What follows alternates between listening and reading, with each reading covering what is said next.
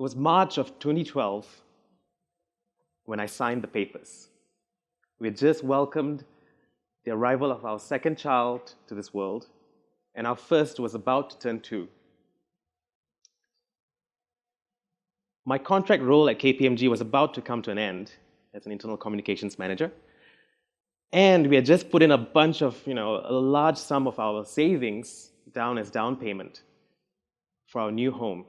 And that's why I was signing the papers. On the 23rd of March, 2012, we became the proud owners of our first home here in Australia. It's in Mooralbach, and we still live there today. And if you imagine the situation, we are quite new to the country at the time, about 2 to 3 years in Australia, and running short of cash in the bank, soon to be out of a job, and 4 mouths to feed. And so it's quite a tricky situation, if you can imagine. So my wife and I were discussing this, and we knew that we needed to support each other through this time. And so I thought, okay, we can do this. Like, I can spend more time at home, helping you with spending more time with the kids, right? And so I said, I know exactly what I'll do. I'll do what anyone else would do in my position. I'll start a business, right? Because everybody knows when you start a business, you get like money and flexibility and spare time, right? No, not exactly. I learned very quickly that when you start a business, you soon have not much spare of anything at all, let alone time. And so for the first couple of months, the first 3, 4, 18, 19 months were pretty tough, but we soon grew out of it and we started enjoying what we were doing. It became a family business, and we've been doing it now for 5 years. And what exactly do we do? Well, so Light Animations, we help large organizations communicate internally with their employees using animated videos. So with the very dense internal comms landscape at most organizations, we take key messages and we package it up into 90 seconds or less. And so a typical interaction between ourselves and our clients usually starts something like, I'm asking them for key messages and a big idea for your animation, right? So in my head, I'm thinking, okay, ideally I'd get like an A4 piece of paper with 2 lines on top talking about the big idea and a couple of dot points below, giving supporting ideas to support that big idea, right? That's what I'm hoping for.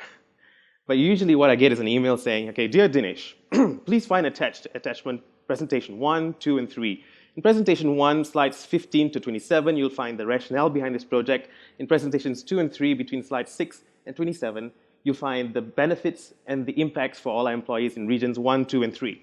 Oh, and we've added some graphics and clip art that we've downloaded from Google, which I think would be really good for our character designs. Thank you. Let me know if you need anything else.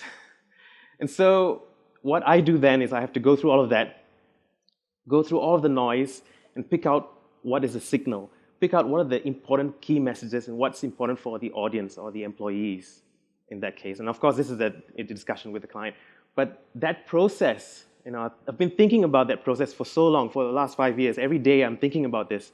And I realized, along the way, that this process of how I create our animations, how I produce our animations, is very similar to how I meditate, because I've been meditating for a while now as well. And so, as words, these two couldn't be further apart, right?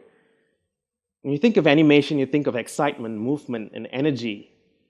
And when you think of meditation, you think calmness, quiet, stillness. So what's the common denominator in these two? Well, there is a strong thread that I feel goes between the two of them, and that is they both bring you on a journey by helping you focus on what's important.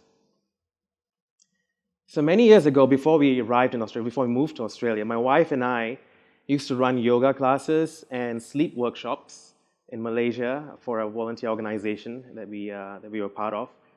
And one of the meditation techniques that we were exposed to very early on was called the Soham meditation technique. I'm not sure if anyone here has heard of this technique. So the Soham meditation technique, Soham is a phrase that comes from the Sanskrit language, and it means literally I am that, or I am. And in this meditation technique, you can expand that however you wish. I am that which is love, I am that which is divine, or just I am that which is myself. But the other interesting thing about the word soham or the phrase soham is that in the Vedic tradition, it describes the sound of your breath. So, so actually is the sound of your in-breath, and hum is the sound of your out-breath. So, hum, right? And so this meditation technique actually just focuses around that. But the reason why I was attracted to this particular meditation technique and why I feel it's so powerful even to today is that it's because that you can use this meditation technique anytime, anywhere, even in the noisiest of environments. So even if you're on a train, on your way to work in the morning, or even if you're at a busy restaurant during lunch hour, you can still use this meditation technique, which is unlike most other meditation where you have to sit somewhere quiet. And it's this aspect of this meditation technique that drew me to the 4 elements that I've drawn from this experience that helps me now design better slides and produce better animated videos. It's a very strange combination there, but stay with me. I could actually talk a little bit about those 4 elements and describe them to you. Or what I thought would be better is if I shared the actual meditation technique and we could try it out here for a few minutes, like just sample it. And from that experience, you can actually draw those insights directly from your experience, right? So if you've already had a big lunch and you're not feeling like meditating at the moment, that's fine. You can sit back and relax. But if you do want to give it a go, I invite you to just make any adjustments on your seat so that you're comfortable and sitting upright and relaxed with your feet firmly pressing against the floor. Now loosen your shoulders. Keep your hands resting on your lap or your knees.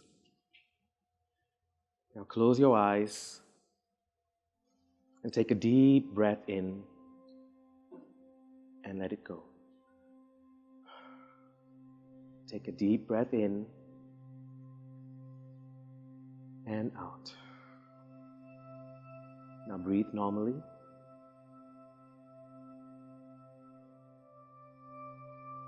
And as you breathe, I want you to listen to the sound of your breath as you breathe in and breathe out.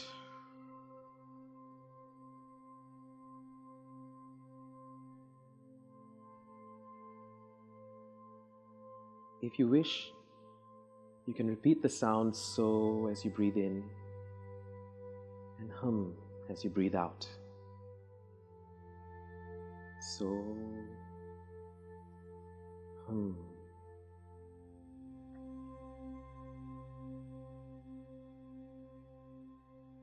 Slowly bring your attention to your nose. Now move your attention to your nostrils.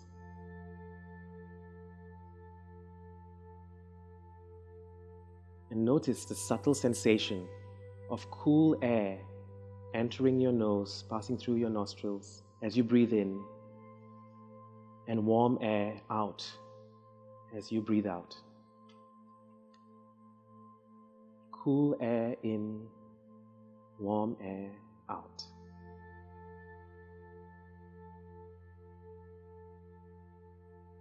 Continue noticing those sensations while you still listen to your breath.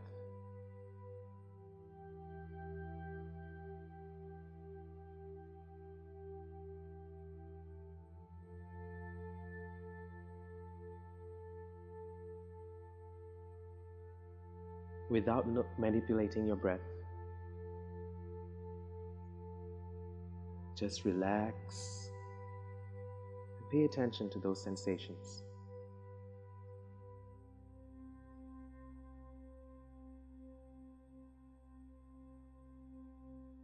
For the next few moments, continue breathing as normal.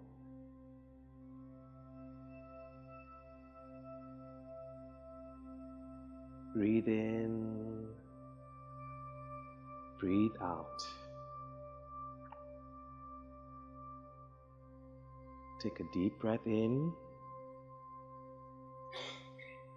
and breathe out. Slowly bring your consciousness back to this room. You can wriggle your toes and your fingers.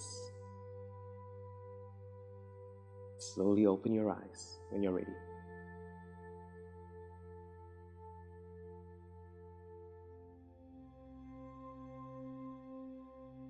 Fantastic. Thank you. So now that you've experienced that Soha meditation, it's a very simple meditation, very short. I'd like to now introduce you to the 4 elements that I've drawn from this experience, this meditation technique, and how it relates to presentation design. So the first element I want to talk about is called hide. Now, as you see in this photo here, the photographer has hidden a lot of details by playing with controls such as, your contrast and your luminosity and your saturation, right? And he only brought out some features of this little girl clearly in this photo. Similarly, when we did that meditation, we controlled whatever distractions we could, and we removed them from our practice. So if you were in a quiet space at home, then you can just sit down and relax and meditate, right? But if you were in a restaurant or in a train and you can't control the noisy environment, best you can do, close your eyes and block out the visuals. So control what you can hide, what distractions you can hide. That's the first element. Next, we've got divide. When you're learning a meditation technique, we break it down into meaningful groups of actions, meaningful steps. And so this meditation technique we just did, very clear. Breathe in, breathe out. So hum. Cool air in, warm air out. Very clear, distinct groups. So that 2 days from now, 2 weeks from now, 2 years from now, you'll still remember it. It's very clear, right? And the third element is dramatize. By nature, we're dramatic as humans, or we're attracted to drama. And the definition that I've chosen here for the word dramatize is to present in a way that attracts attention. So if you think about those instructions just now when you're doing the meditation, if I were to just say, focus on your breath, after a while, if you're in a noisy environment, you may get distracted by a conversation in the next table or the conversation that's going on in your mind, the chatter that's in your mind. But because we had something to latch onto, the word so hum or the sound of your breath, you actually dramatized it. And so there's something that's attracting your mind or the senses. Think about that, when you closed your eyes and you visualized your nose and your nostrils and you felt the sensations of the cool air going in and the warm air coming out, all of this engaged your senses. And so you didn't have to focus on anything else, or you weren't distracted by other things. And so that's what I mean by dramatize. The next element is harmonize. As much as possible, be in harmony with your, I didn't say, force your breath or change the way you breathe in compared to how you breathe out. Everything was in balance. And when you're in any environment, you're in harmony with that environment. So these are the 4 elements which I now will try to translate into presentation design. So stay with me. It's still very abstract and airy-fairy, but I promise you there is some meaning to this. And I want to walk through a couple of examples because we do some training for slide design as well, slide design, presentation design training. And these are the examples that I've used in previous trainings. So very quickly, I'll walk you through a couple. So this one was a real presentation slide that we helped our client fix. Very quickly, it looks clean. It looks lots of white space and very clear, but there's a very long sentence in there. And so as people are reading this, they will feel like I can't comprehend, so I'm gonna read it again. And while they're reading, you're talking and you're trying to get that message across. So it's not really going to work. So the first thing we try and do is we try and hide as much as possible. That's not that's distracting. So the easiest thing to start with is the clip art, because whenever you have a clip art, just get rid of it. That's easy, right? The next thing, you look at the words and see what can you take out. So I've highlighted some things there, and the words in both 2013 and 2014 could actually go up in the title. So I've taken that out, and then remove any other words as well. So now I've got 2 sentences. I've divided that 1 sentence into 2 sentences. But when you're delivering a presentation, you want to go point by point. You want to make sure your audience are with you point by point. So I've taken them out as well, and I bring in each point one at a time. But I've modified a little bit, made it a little bit bigger so that you can focus on the numbers. And I've dramatized it by, font size and a little bit of animation. And the same thing with the next point. And I've hidden this a little bit. So you see, there's hiding, there's dramatizing, and I've kept everything in harmony. I've kept all the same font size and everything. and you want to keep it in harmony with all the other slides in your deck as well. So compare this with the original slide. It's a big difference, and it's a bit more effective, I feel. Right? Example number 2. A lot of times you'll find that you have a slide in your pack that looks something like this. In this one, a consultant was going to talk about 4 groups of points and a number of considerations for each area. And when you have something like this, people start scanning, and they look for something to latch onto. And they don't listen to you when you're talking, right? So they're either reading this and not listening to you, or they're listening to you and not reading this, or they're doing a bit of both, in which case you've lost them completely, right? So first thing, hide all of those points, because that's for you to know and to talk about. And you've got these 4 things which doesn't look so good, so I've replaced them with a bunch of icons, free icons from iconmonster.com. And I've used all green because sometimes you're limited by your corporate color palette or whatever it is. So in this example, I've just used all green. And then you've added your titles there back again. But it's still a bit of a mismatch between the title and the rest of the image, so I've harmonized that a little bit. And then dramatize it by bringing each one with a little bit of animation. Talk about consideration 1, 2, 3, consideration 1, 2, 3, 1, 2, 3, 1, 2, 3. So it's a lot better in terms of the experience for the audience by doing it this way compared to this way. Okay? So again, the same sort of elements: hide, divide, dramatize, harmonize. And the last example, timelines. Again, something very common in most of our slides: status updates, project kickoffs. So usually you have a line in the middle with the dates or the months, and then you've got a bunch of events or milestones. So in this example, if you look closely at those events, there's project A and project A milestones there, comms milestones here, and then project B milestones there. So there's 3 groups which I can divide these elements into, right? So I'll start by dividing this time. I divide them by color. Put some color for the comms milestones, put some color for the project A milestones, and a rusty red for the project B milestones. So already it's a little bit more meaningful to the audience. Now I do another divide. I divide by space.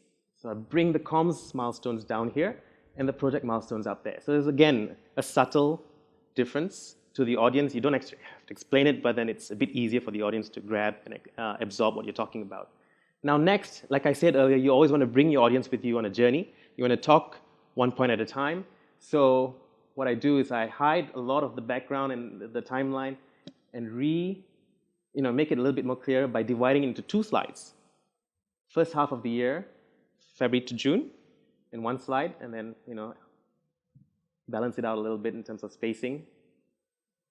And then do the same for the next slide, right? Stay with me.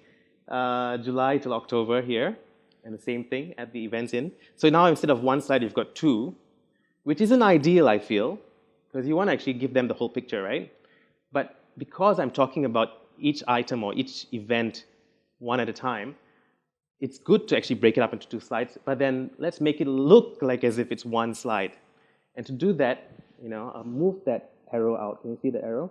I'll move it out of the canvas, and then I'll add a transition. This is the dramatized bit. I'll add a transition between this slide and the next slide so that it wipes across. So it looks like this. If I'm presenting this timeline, I'll say, okay, guys, so the first half of the year, we've got a couple of comms to work on in January and in May, and we've got 2 big events going on the 17th of March and on the 15th of April for Project A and Project B. And in the next half of the year, we've got a few more things to look forward to, which is Project A in the middle of July, this is what's going to happen, and Project B in August, this is, that's how you present it, which is a lot better for the audience, I feel, rather than having the whole thing there, and they're all looking, and it's all a bit messy in that sense. So again, we've used hide, divide, dramatize, and harmonize. So that's the end of my 20 minutes. I hope you've taken away something from this talk. Maybe it's a couple of tools you can use the next time you're designing your slides or cleaning up someone else's slides. Maybe it's an activity you can do when you're waiting for your food at a restaurant or on your commute to work.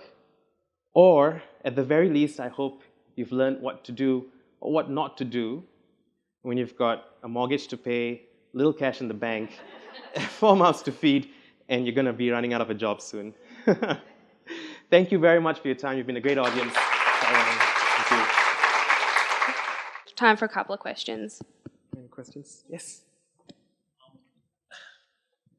It's kind of a common one that sometimes people go a bit overboard with the transitions or animations in a presentation. Where do you really find that, sweet spot on what's enough drama and what's too much drama? Yeah, no, that's a great question. So during our trainings, usually we have the good, the bad, and the ugly.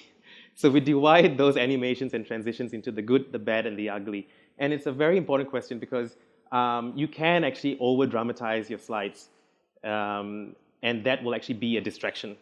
So the best way to think about this is when you're animating anything, any element on your slides, you just want to make sure that it's subtle enough to bring it into attention. Something that will bring your audience's attention to that element on the slide. So usually what I use is very basic: fade, appear, or peak. These are the usual animations that I use. And for transitions, I don't do those checkerboards or those barn doors or the horizontal or random. None of those. We just do wipe because sometimes I want to move something from one slide to the next, like we did just now, or upwards or downwards or whatever, or a fade to black so that it completely wipes out what you're just looking at and then something else comes on, or a crossfade if I want to merge what's on this one and then slowly fade into the next item without actually moving to another slide. So these are the three that I normally use. I hope that answers your question.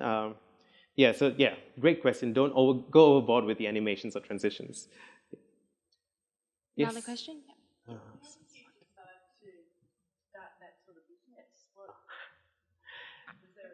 Yeah.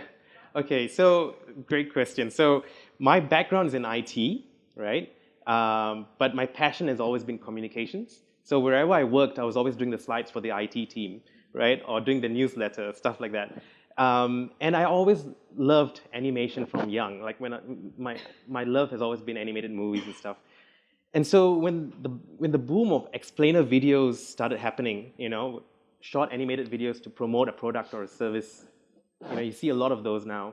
But when it's starting in 2010, 2011, I really liked what I was watching, and I started dissecting or reverse engineering all of those things and figuring out how they did that.